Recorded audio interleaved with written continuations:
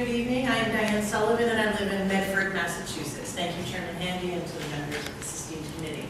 I am so grateful for the opportunity to present testimony in opposition to House Bill 7456.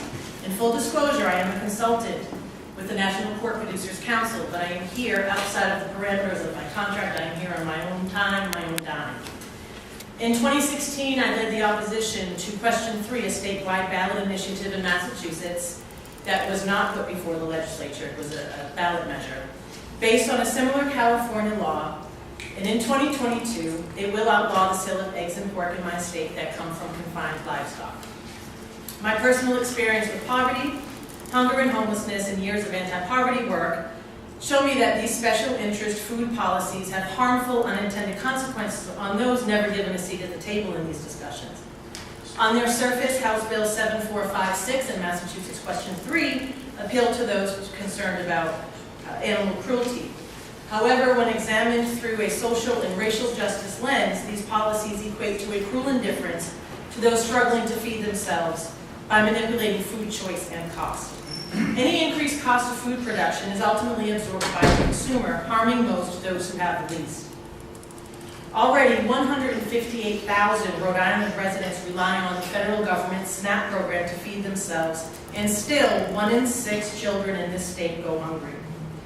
This bill is a hidden regulatory tax on animal protein that contributes to what I've coined the gentrification of our food, where those with money and satisfied choices dictate choices for those with neither. This is the very definition of a social injustice. Whereas people of color are disproportionately impacted by hunger, this indeed is a racial injustice. Animal rights groups take to state ballots and legislatures what they consistently lose at the checkout counter, where about 90% of egg consumers purchase conventional eggs.